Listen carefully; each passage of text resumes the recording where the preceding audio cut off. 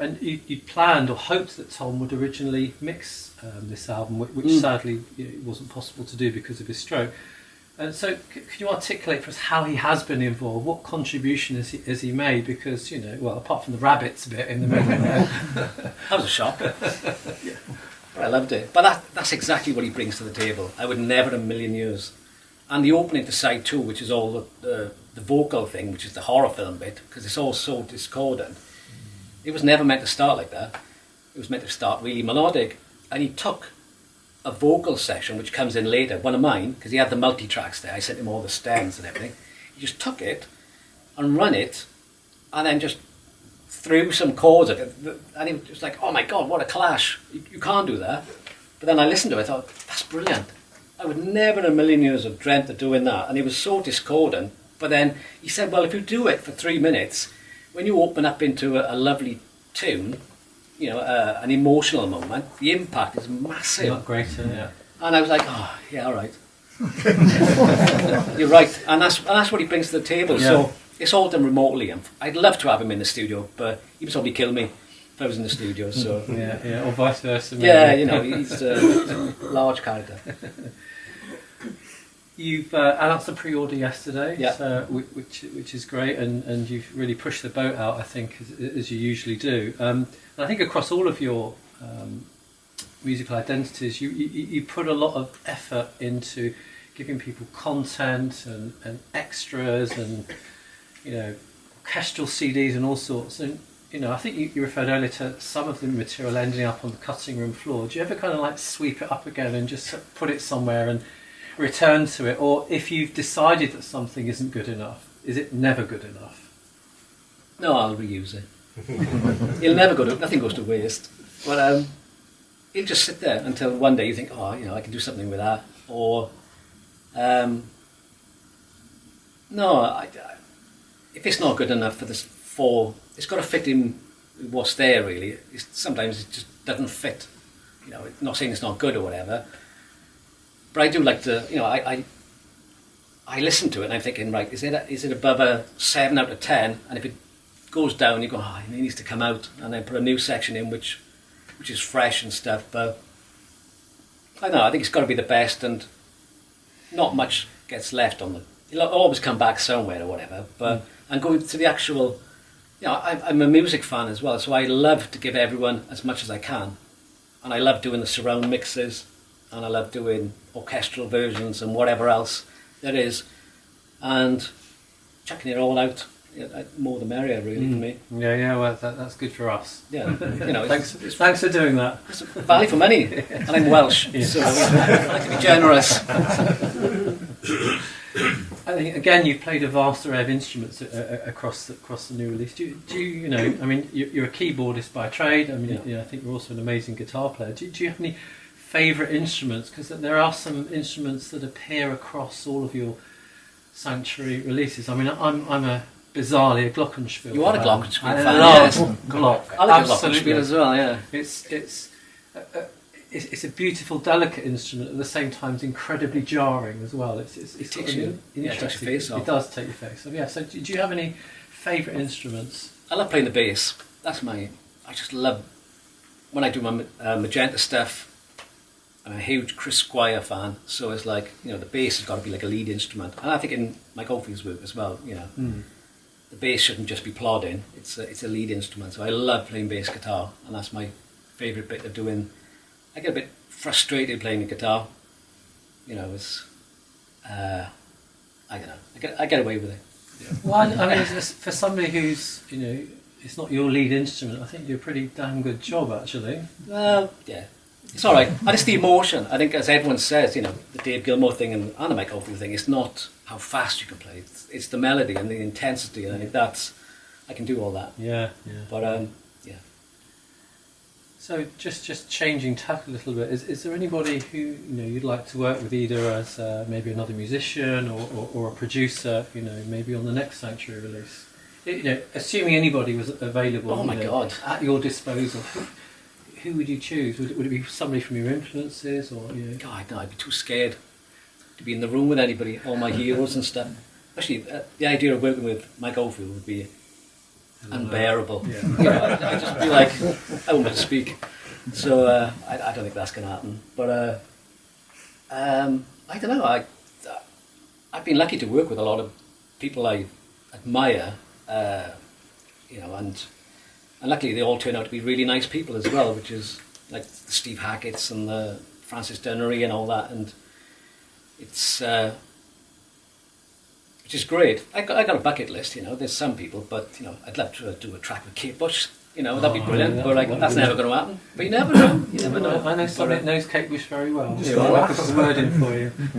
No, I just love singers. I think with my other hat on, the thing with Michael, Freudian slip, with the sanctuary music, is that there's not really vocal led. It's all with the guitar doing the vocals, but with everything else I do, it's all about the vocal, and I just love good singers. Yeah. And you know, they make or break it really, which is a weird thing because a lot of people say, well, you know, how do people listen to your music when it hasn't got lyrics or melodies? But I just say, look, for me, the guitar is speaking. You know, the guitar, the melodies and stuff, and that's the lyric to me. Yeah, for sure. What are you listening to at the moment? Is there any particular tracks that, Oh or my any God. albums or any artists that are sort of stand out for you at the moment? As I said, after doing music all day, I go home and I listen to stuff which is completely unrelated. So at the moment, what I love David Essex, 1971, David Essex. Is that right? I don't know, I just dug it up on Apple Music because I love Gonna Make You a Star and all that era. And Jeff Wayne, who did War of the Worlds, produces all the stuff. So I'm listening to that and enjoying that at the moment, which is a real left field choice. But yeah, nothing really modern. Okay. Like a bit of Coldplay. That's See that's a Marmite thing for people, isn't it? Coldplay. They come in for some huge Oh. stick, but I think they write some great My tunes. God, like any of those songs, you know. When they played Glastonbury last year, it was hit after hit after hit. Yeah, And it was just, you can't deny it. Yeah, it's Great not song, very really. good. But a couple of questions from folks in the audience. Adrian, where's Adrian sitting? Yeah, you had a question, Adrian. Would you like to ask Rob? Yeah, firstly, just on the album, congratulations, fantastic. Thank you. Seems like I've been waiting a long time for this new one. Every time I see you, boringly, first question is, when we get in Century 4? Or Century 5, or, you know, Yeah. old school. When I was listening to it just before, I was thinking, you know, the shape, I don't want to compare it to the Michael Oldfield album, but Amarok just stood out to me as that, you know, goes all over the place, a bit bonkers, totally different to, you know, some of the other stuff he churned out before. I don't know whether that was deliberate, that you wanted to shock people and make people not think it's just the same, you know, all sort of melodic and folky, and because it's very different, that second section. And I thought that was really brave use of that, because I can see some people going, oh, you know, why has he done that?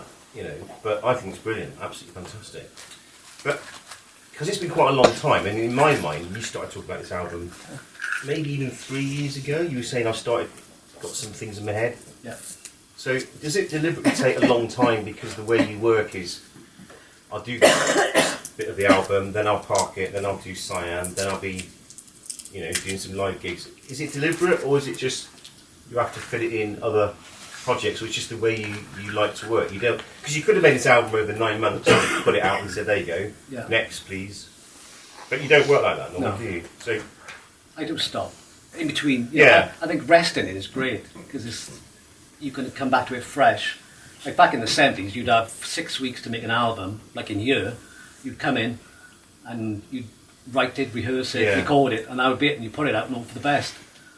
But I just like to take the time to make sure that every part is right, and I think it's a luxury to have, really, to be able to do that. And because I do the other projects, as you say, exactly, it's not like I've got to survive. I haven't got to do an album all the time to come out with it. So it's nice to have those gaps where I can come back and go, oh my God, I wish, rather than just chucking it out and then regretting it, think, oh my God, I should have changed that bit, it's rubbish or whatever. I can actually do it and change it, you know. So it's nice to have the gaps. brilliant. So where's Roy? So I was chatting to Roy during the break, and sadly he's lost his copy of Cursus. So if anybody in the room has a spare Cursus CD, that gentleman there in the second row would love a copy, or unless you got one in the shop somewhere. He was saying how much he enjoyed the album, and do you have any plans to do another one? Because I think that was a point in your career where you needed a complete refresh. And I remember I was talking, I've just gone out and bought a load of synths and a load of gear, and I'm going to hole up in the studio for 6 weeks and come up with something. That's exactly what you did. So do you think you'd like to do that again? Ooh, I don't know about that. That was my lockdown album. So luckily, I could get into my studio during lockdown, so I could actually work. I worked all the way through. I think it was no different, to be honest. It was on my own anyway. I never see anybody. Only talking to myself.